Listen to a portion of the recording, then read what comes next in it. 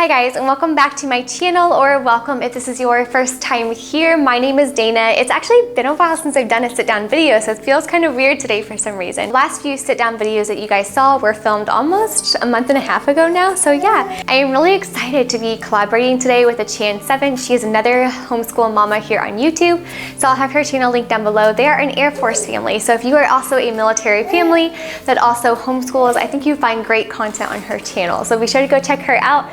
She is such a sweet, sweet mama, and I've really been enjoying her videos. I'm going to be sharing with you kind of some homeschool either regrets or mistakes that we've kind of made along our way and through our homeschooling journey. Now, being in the little years still, a lot of my perspectives and things I wish I would have done differently is going to pertain to the little years. So anyway, with all that being said, let's go ahead and jump into today's video.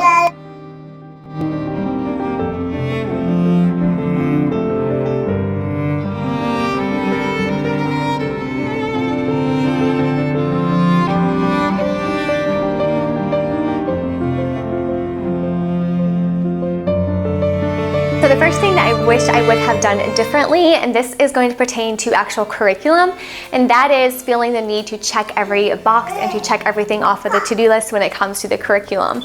I think I was really worried, especially in the first preschool, kindergarten years, that I was really, crossing off all the things on my to-do list when it came to the curriculum, making sure all the page work was done, making sure all the, all the little pages were accomplished so we could check it off. And I think I was focused too much on that and not enough of the actual just instilling wonder in my children, which is kind of funny that I thought that, because looking back, really, we only spent maybe half an hour to a morning doing our actual school work, so to speak.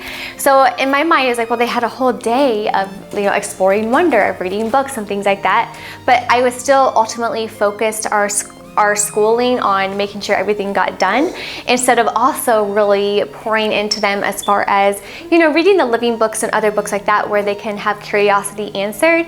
So in other words, school wasn't just like a checklist for them, but it really was a time to where they can ask questions or curiosity can grow and develop.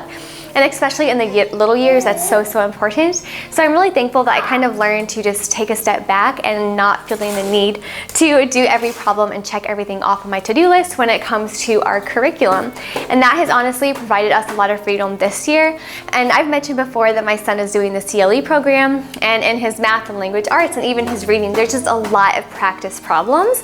And so last year, I might not have felt comfortable crossing the problems out that we don't need extra practice with. But this year, I really embrace the whole, if he's really fluent in a subject, I'm going to cross out half the page because he doesn't really need all the extra practice, so to speak.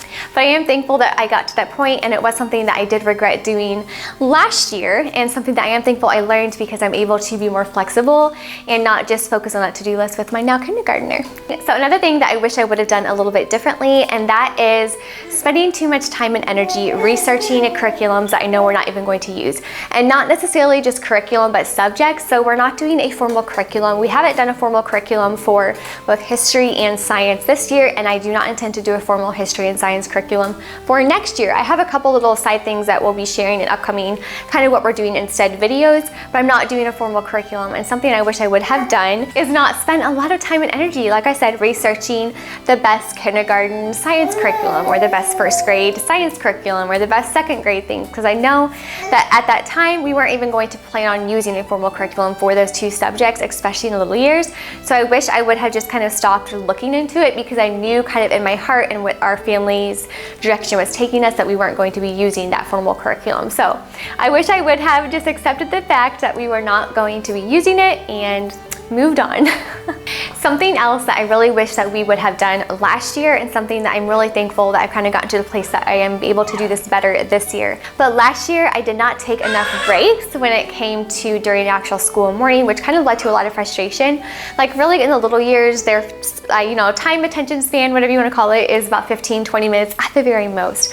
And I was again concerned with the checklist, just wanting to get it all done and then move on with the day, without really realizing that honestly, if we try to cram all the subjects in, yes, we got them done very quickly, but it wasn't really enjoyed by everyone, because again, we were worried about getting the problems done and moving on, instead of, we're really supposed to be embracing this journey, enjoying the journey, and just embracing it for what it is. And so this year, I am glad that now I have the first grader and kindergartner that I've learned to really just, we'll do one subject, subject, take a 10-minute break, do the next subject, take a 10-minute break, and not worried about going from next to next to next just so we can be done. But I wish I would have just given more time and flexibility to rest when needed.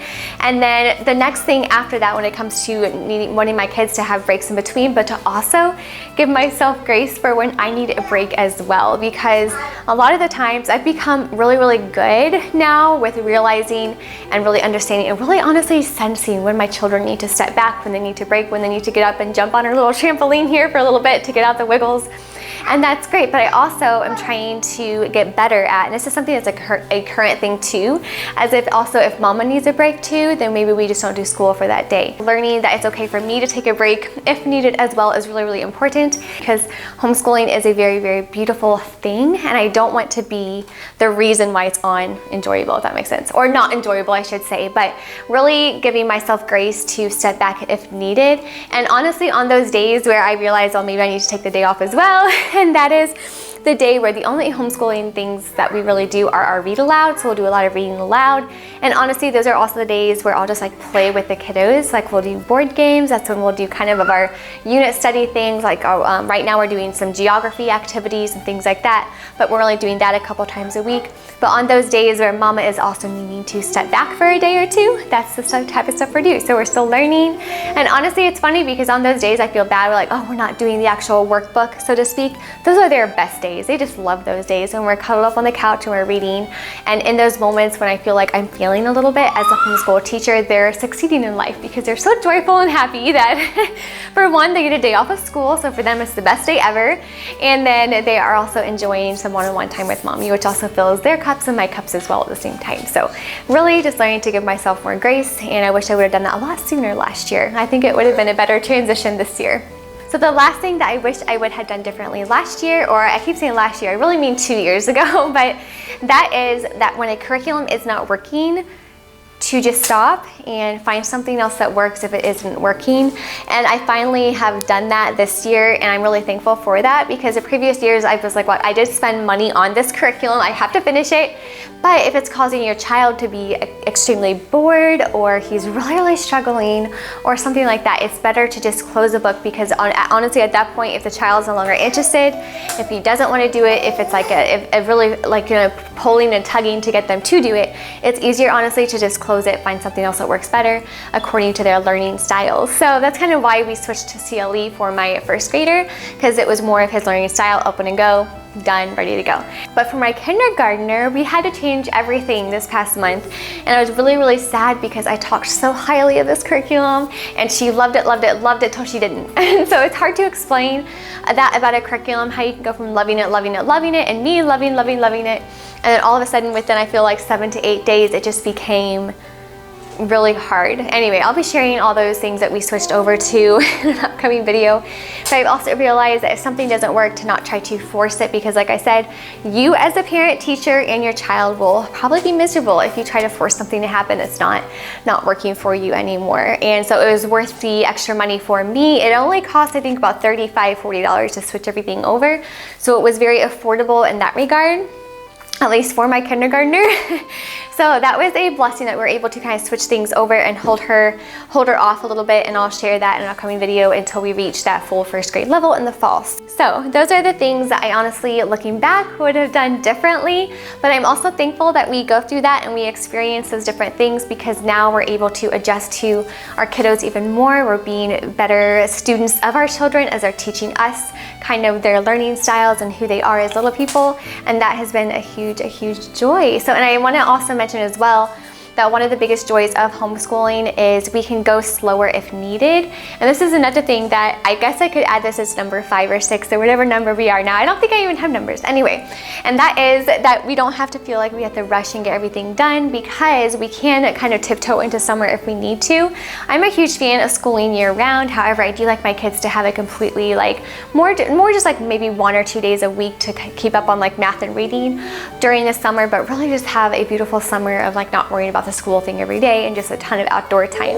And something I wish I would have done in the beginning of the year is realizing that as homeschoolers, we have this huge flexibility to, if we need to, use some of our summer time, even if it's just 1 or 2 mornings during the summer, to homeschool, that is totally fine. It is totally fine to do that if needed. So I wanted to share that if you are feeling the need to hurry, or if you feel like you are behind in curriculum, to not really let the curriculum tell you you're behind, because like I said, the beauty of homeschooling is you can go into summer if you need to and not feel like you have to hurry and stress out and really lose the joy of the homeschooling because of having to finish the book when the curriculum says you should. Anyway, I hope you guys enjoyed hearing some of the mistakes and a couple of things I have learned along the way so far in my homeschooling journey. This year, I know I'm going to learn a lot more and will have so much more insight and wisdom next year than I do this year.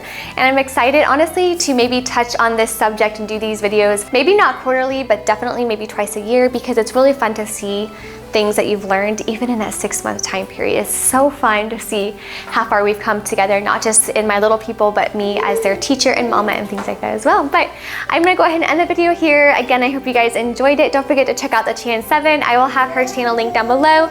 So be sure to go and watch her video after this is done and tell her hello.